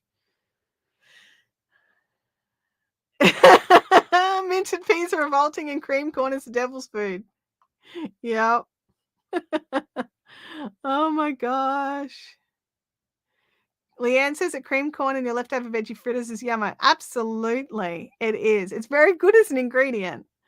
Cream corn on toast is a Knitspin girl loves those too. Oh my gosh. See, Chintamani, I can't deal with mushy peas. I worked in a bakery for years. And when I had to do like someone wanted their pie with mushy peas, I'd be like, can one of the other girls do it? I cannot deal with the mushy peas. Yeah. Oh, my mum loved tinned asparagus as well. Absolutely. Might be. I can't deal with tinned asparagus. I like fresh asparagus, and I don't even mind every now and again the jar of asparagus spears, but the tinned asparagus was just that step too far for me. It was just, oh, I'm already like I can't even describe what it made me feel because it makes me feel sick. Describing how sick it made me feel. Oh, yuck. Okay, moving on. Let's move on away.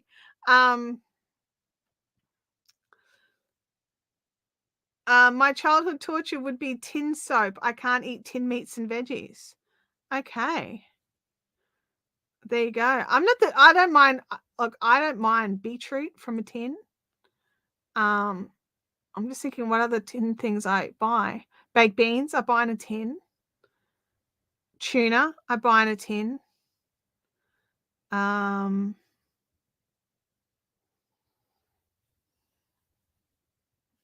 can't think of anything else I actually buy in tins. I like baked beans. I add cheese and pepper. I don't like just baked beans by themselves. They've got to have cheese and pepper. And I definitely like it when I can get the baked beans in barbecue sauce. Better than the baked beans in the tomato sauce. Because it's more delicious. But no baked beans with the little sausages. Not them. They're bad. I can't abide tuna as the smell takes me back to the shed where our cat lived. When I was a kid, it always stunk of tuna. Yeah, isn't it funny how we have different things, and quite often it has been something from our childhood that either makes us love it or hate it. There is an additive beginning with T in the manufactured bread that's a flour improver, which upsets my stomach. Oh, there you go. We normally buy our bread from the bakery. So we've got a little bakery down local, and we don't eat a lot of bread. So we figure if we're buying, like, there's 3 of us in this household, and we end up throwing out about a quarter of a loaf a week, which feels very wasteful. It was fine when we had the chickens, but now it just feels wasteful. Because we don't go through a whole loaf a week, even with Abby's school sandwiches and lunch. Chantel, cheese and pepper in baked beans. Yes, it's delicious. And the better the quality of the cheese, the better. Steph's got to get up early. Bye, Steph. Have an awesome night. Sleep well. Allison, I'm not sharing that one on the screen. Baked beans with garlic. I reckon I could get into that. Lisby says we freeze our bread. We do in summer, but Abby doesn't like making sandwiches with frozen bread, so we don't tend to in winter so much. Now, I have a feeling that the baked beans that we get in Australia are different than the baked beans from the US. I'm not 100% certain, but I have a feeling they are, just from some things that I've seen. Yeah, Dolores, I think you're right. We could always just freeze half of the loaf and keep half fresh. And I mean, yeah, we could definitely do that. Also, Abby used to eat more bread, so we used to just go through it more, whereas I can only eat maximum of 2 pieces a day. So if I have toast for breakfast, I can't have a sandwich for lunch, because my body does not like bread very much. It gets angry at me and makes me suffer for my decisions. I can't imagine the Vegemite baked beans being good. Nope. And I also don't like the Vegemite and cheese things that you can buy. I don't like them either. Jackie says most things we get in Australia are different than the US. Yeah, I think so. I think it's a totally different flavor sort of palette. So Abby started buying these little bags she buys them in the health food section. I think they're like little rice crackers with some chocolate on the bottom. I'm like, why is that in the health food section? It's got chocolate on it, man. She's like, well, I'm allowed to have them at school. I'm like, righto. You can have them. I've been really enjoying, what are they called? Sunrise quinoa crackers. I think that's what they are. And It's something my dietitian suggested I grab if I want a crunchy snack. And so I just grabbed like like the school lunch version of it with the little packets so that I, didn't accidentally eat an entire box, which has happened. So I just grabbed those, and turned out Abby really likes them. So like my little box of 12 packs that was supposed to last me 2 weeks didn't last a single week because Abby was taking them to school every day with lunch. So now she has her own box. So yeah. Bub says I mostly eat home cooked sourdough bread. Yeah, I love a good sourdough, but I am too slack to make it. I actually really love like good rye bread with avocado on it and pepper and maybe an egg, like a fried egg on the top. Very much. I love a good rye bread or a pumpernickel. Pumpernickel? That sounds wrong. No, that's right. Pumpernickel. But I don't like, I like soft breads made with dark grains, but not with crunchy grains. Does that make sense? I still like soft bread. It's just allowed to have flavor. That's all. Love a sourdough rye bread. Okay. That sounds nice. I'd try that. It works well sliced up, frozen, and then toasted from frozen. Yeah, if we freeze our bread and we throw it in the toaster, we'll do it from frozen. Won't mess around with defrosting it first. I mean, Abby makes Vegemite or strawberry jam sandwiches for lunch pretty well every day. I wonder if she could just knock up all of her sandwiches one night and freeze them. Would that work? Would jam or I can see Vegemite working no problem, but would butter and jam freeze okay so that she could just do that? And that way, then she just grabs out the sandwich container and throws it in her bag. I don't know if jam would freeze very well on a sandwich. Probably worth a test, especially if it saves us some bread.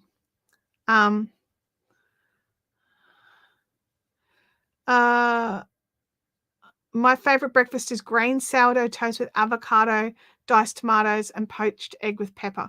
My favorite breakfast is mushrooms, garlic, ginger, a little bit of butter, tomatoes, spinach, and capsicum or zucchini zhuzhed up in a pan and then served with 2 sunny side up eggs on top. That's my favorite breakfast. I make that about once a week.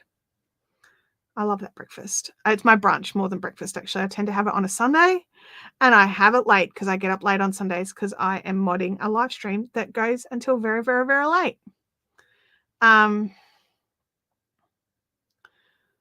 Frozen bread defrost to fresh bread. Yes, it does. Jam sandwiches I hate. I love ham sandwiches. I like ham sandwiches too. Mum used to Devon sandwich and freeze them for weeks. Lunches was great. They would defrost by lunch and still be fresh. Nice.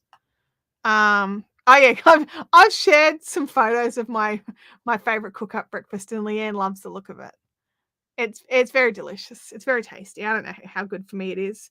It probably would be better for me if I didn't add in the bit of butter, but I think the mushrooms really, it's a big advantage for like the garlic butter in the mushrooms and the spinach. So yeah. No health benefits. But I use actual butter. I don't use margarine. I mean, if that makes any difference whatsoever.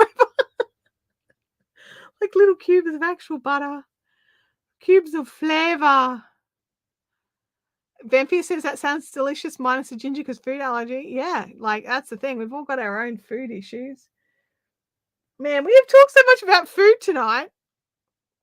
It's bad. Hang on a second. Where am I up to? So that is there. So 1, 2, 3. 1, 2. Okay. All right. I was at the right thing, thinking the right thing, but just needed to confirm it from the pattern. Oh, dear. Okay.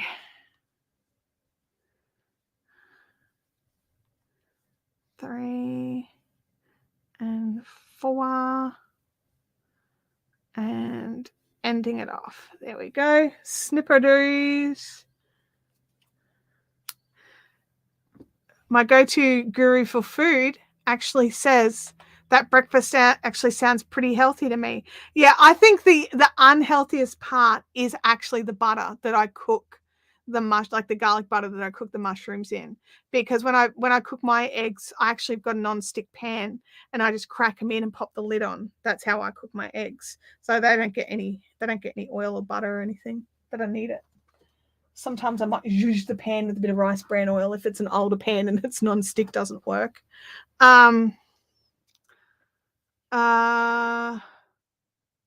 Yeah, if I add an extra name, I'll have to call it the food episode. You're right. Where all we talk about is food. Like, we started out with the cost of food and how ridiculous, excuse me, lettuces cost at the moment.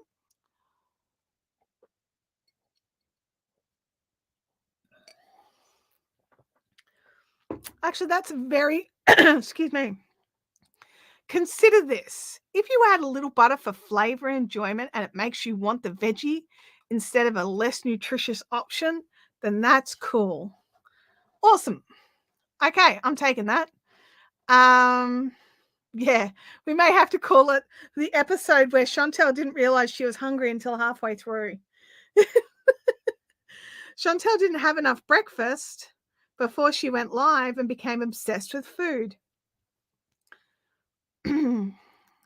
The answer is, anyone else got up to get their lunch started yet? Oh my gosh. I mean, mine's basically all chopped up in the fridge waiting for me just to excuse me, I got a frog in my throat. Like, seriously, dude. You can get out. Hang on, there we go. Let's join on our color. We are on to, am I in the right spot here? No, I'm not. Like a donkey. Move over. There we go. That's actually something my dietitian said, because when I took in the photos of the food I'd eaten for a week, there was a Maxi Bon in there, which is, I don't know if you guys have had one before. I highly recommend them. They're a delicious ice cream sandwich of awesomeness. And it was about the only sort of, like, there'd been a couple of little tiny bowls of ice cream here and there. So, but it was the biggest, worst evil in the entire list, other than a Boost bar, which is a chocolate bar here. And she was like, what was the story with the Maxi Bon? And I was like, well, actually, that was an apology from my daughter. She had done something that I got upset about, and she ordered it on Wing and had it delivered to the house. And she goes, so what would have happened if you had have refused the Maxi Bon? And I'm like, that probably wouldn't have gone down very well. And she was like, yep, sometimes what appears to be a bad food decision is actually a good life decision. And I was like, I like that. Because sometimes we have to live our lives. And she's like, this dietitian's all like, you've got to be able to go out and have meals with your friends and live your life without freaking out every time you eat something that's not ideal. Rebecca's had a sandwich. Go, Rebecca. Dolores is heating up some leftovers. Good job.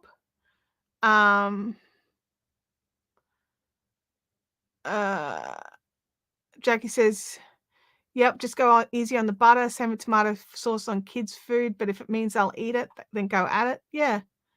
I don't add tons of butter because I actually don't like the mushrooms greasy. I just don't like them dry. First of all, we eat. We need food. Then we worry about what we're eating. Yeah.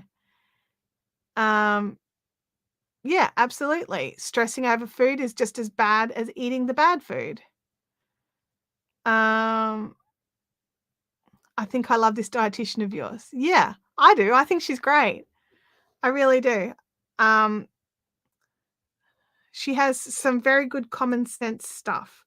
She said that one of the issues that the world is having at the moment is food confusion. So I like it. I like the ideas behind it. Jennifer is off. Bye, Jennifer. Hope you have an awesome day. Alison says, I had late breakfast, so I'm not hungry yet. Good going. Jennifer Baker is having leftover Mongolian lamb. That sounds amazing. That sounds amazing. I love Thai food. I'm obsessed with Thai food. I think it's amazing stuff. And I need to go out and get some. Not today because I got other things, but I'll definitely. It's a good description. Food confusion. Yeah. I think it's awesome. I've just got to work out where I'm up to. Just give me 1 second. So, and then it's 2. Then that goes there. Huh, no, that's not right. Hang on a second. I did it wrong. Okay, so it's 1, 2, 3, 4, 5. 1, 2, 3, 4, 5. Then 1, then 2, then 1, then 2. Okay, all right, and then 1. And then we go past that point, and then that one. Okay, all right. Sorry, guys. It was just a bit confusing because it looked off. Like what the instructions were saying didn't look like this, but it's fine. 2, 2, 1, 2, 2. Okay, I can do that. All right, let me check in the chat what's going on.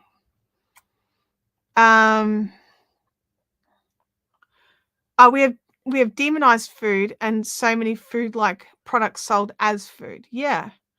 Yes. And every expert has a different definition of what's wrong and the current idea of a healthy diet. Agreed. And this stupid idea that fresh food is more expensive and less convenient than processed prepackaged food, except for lettuce. Look, I well, actually, like, I don't know about where you are, but where we are here, I'm seeing, even Tim has noticed it, and it takes a lot for him to notice it. We're noticing some fresh food prices are really increasing, but that's more recently, not over time, if that makes sense.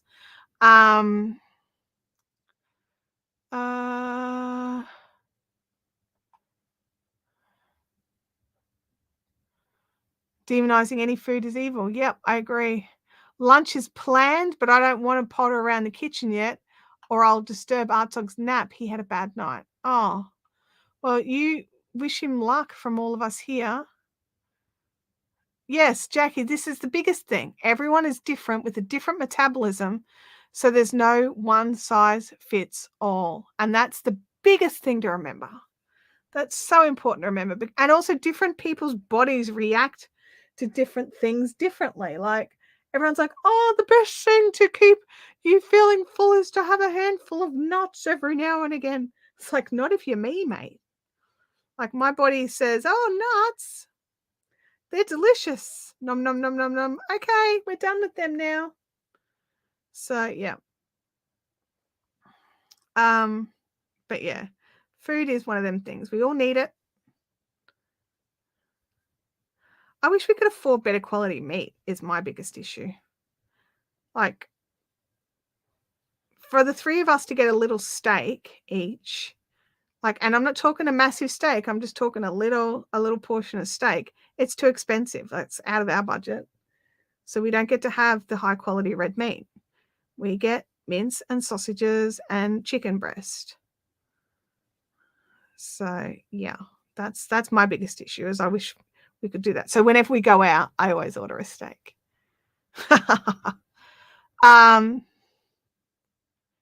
Yeah, and that's true as well, because like those of you that have watched like a few weeks ago as well, the reality is I wasn't eating enough, and that was one of the biggest things. Like, I had this thing in my head that if you're overweight, you've got to eat less, and you've got to eat less, and you've got to eat less.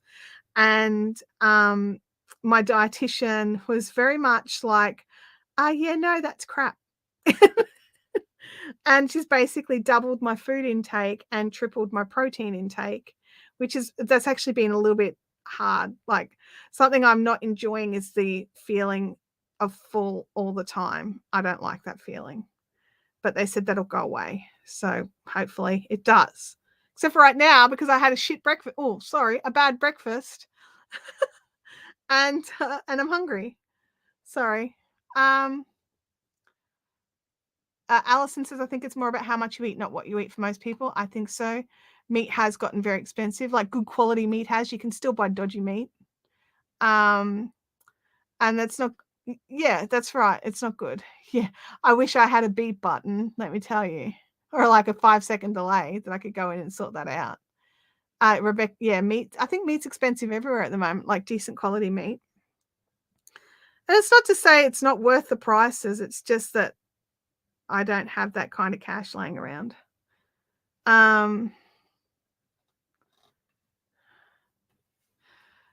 Lisby said, my healing diet, my healing diet was a high protein, high energy diet. It felt wrong, but it worked so well by following it. I know, right? Like, because we're all told this stuff is bad. Don't have that. This is bad, blah, blah, blah. And then your health professionals go, actually, you need this right now. So please have it. I don't know the best answers for any of that. I really don't. Don't take advice from television nutritionists. I mean, that's probably my one piece of advice. Yeah, that's the thing. Like, it depends on what you're doing. Lisby was rebuilding muscle. So, yeah. Brad's dad killed a cow. Oh, okay. On his farm. And now we have a freezer full of meat that we're getting sick of. Oh, my gosh. Sue Ellen says, we buy our meat direct from the farm. Good quality, works out about the same price as if we were buying it from the supermarket, but I bet you're getting better quality. I need to tone down some of the high energy components, but I love custard. I love custard too. I just don't make it very often because I love custard.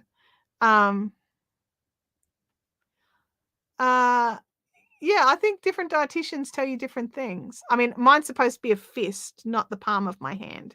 Mind you, the palm of my hand's very small. So a fist is probably more, probably the same size as a normal person's palm. Dad felt like he had the flu when he broke his ankle because he was using so much energy to fix the bone. Yeah, that's something really important to remember is when we're healing, our body is utilizing so many more nutrients and things out, and it'll just pull it out of your system. It's like when you're pregnant, if you don't have enough dairy and stuff to help your baby build their skeleton, it'll just suck it right out of yours. Yeah. So many things. Yeah, the whole meat thing is always been like weird to me because like I've never been like one of those people that could eat like the big T-bone or the plate of ribs or anything like the big mount. Like I like ribs, don't get me wrong, I will eat ribs. But like not the big huge piles of ribs that you see and yeah, I've never been able to do any of that stuff just from being me. Like there's no reason, no like, medical reason or anything. I feel full, and so I stop eating. But yeah, it's like, and I look at like we go places and someone orders like the T-bone that's the size of a dinner plate, and I'm always like, how are they going to get through that? And they do. And I'm just like, far out, man. I would have chopped that up, and the three of us would have had that, and we'd all be satisfied. But that doesn't necessarily make what they're doing wrong or my thinking right because we're different people. So. Jackie said there isn't actually a huge amount of meat on ribs, lots of bone. Yeah, lots of bone, but I like the taste of ribs. Ribs are delicious. Alison says, I do love meat, but it's very easy to overdo it. Yeah. I like meat. I like good quality meat. I don't like greasy meat. So, yes. Well, my lovely friends, we have hit our time for today. And I'm not going to keep going till the end of the row this time because I've only just started it. And that would feel wrong. We will be here next week, as usual. Maybe less food talk. But yeah, I will see you all here next week for our live stream. Those that are interested, we have a live stream on the other channel tomorrow morning at 11 my time, so an hour later than we usually start. We have Christina Smallhorn coming on. So she is amazing. She's very fun and very funny. So yeah, that's what I'm up to this week. And jump over into the fun zone, add in your recipes, and throw in what you're working on. I always love seeing those photos. So everyone have an awesome week. Look after yourselves. Be careful. Be safe. And I'll see you all next time if I can find the button. There we go. Bye now.